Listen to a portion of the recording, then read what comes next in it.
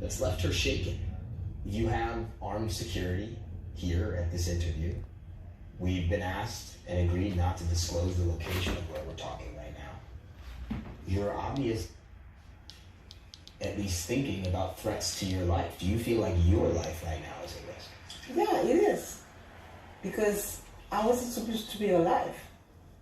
In a long conversation that switched between Haitian Creole and English, Moise described in vivid detail what happened the night her husband was killed.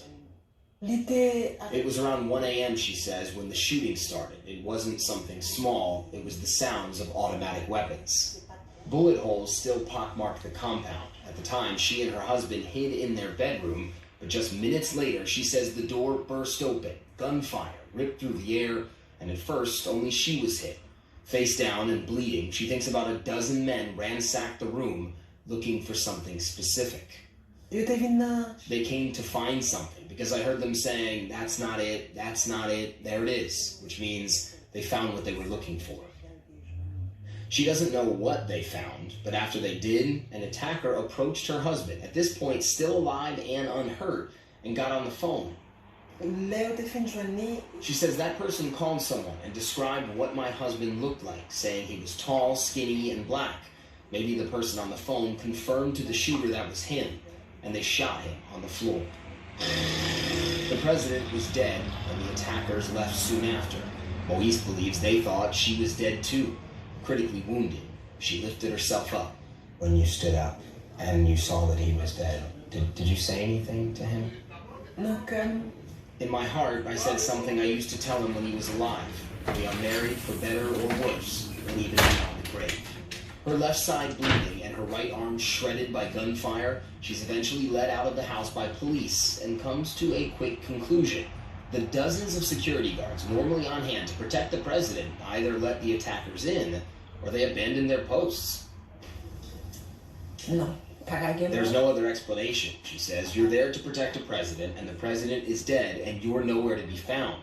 Adding that she was amazed. Apparently not a single guard was injured. Moise believes it's part of a much larger conspiracy. At your husband's funeral, you said, quote, the raptors are still out there watching and laughing at us. Yes, what did you mean by that? Yes, they are. Because no one is being arrested yet. The people that they arrest is the people that pull the trigger. They won't pull the trigger with no orders. So the main character that we need is the people that paid for that and the people that gave the order. And you think that that person or persons has not yet been arrested? No.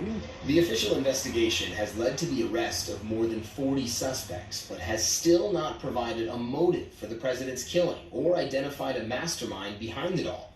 That has left a vacuum. Haiti flooded with theories about who killed a president who at the time of his death was an embattled, largely unpopular leader. Even still, for his widow, this was an unimaginable ending. I never thought that the level of hate ever existed in the country. You never thought this could happen? No. Because your husband did have a lot of enemies. Yes, he did. But I didn't know that they hated that much to kill him. Matt Rogers joins us now. Does the First Lady have any confidence that the investigation will lead to who orchestrated this whole thing? I think it's safe to say no, she does not, Anderson. She continues to want the U.S. authorities that are already involved in this investigation to even ramp up their participation. She's also publicly calling on the United Nations to create a special investigative tribunal to investigate her husband's assassination, much like they did after the assassination of Lebanon's president back in the mid-2000s. Basically, she's saying there are so many powerful interests in Haiti that if outside investigators, foreign investigators, are not involved in this, she doesn't think the truth. That's left her shaken. You have armed security here at this interview. We've been asked and agreed not to disclose the location of where we're talking right now. You're obvious, at least thinking about threats to your life. Do you feel like your life right now is at risk? Yeah, it is. Because I wasn't supposed to be alive. In a long conversation that switched between Haitian Creole and English, Moise described in vivid detail what happened the night her husband was killed. It was around 1 a.m., she says, when the shooting started. It wasn't something small, it was the sounds of automatic weapons. Bullet holes still pockmarked the compound. At the time, she and her husband hid in their bedroom, but just minutes later, she says the door burst open. Gunfire ripped through the air, and at first, only she was hit. Face down and bleeding, she thinks about a dozen men ransacked the room, looking for something specific. They came to find something, because I heard them saying, that's not it, there it is, which means they found what they were looking for.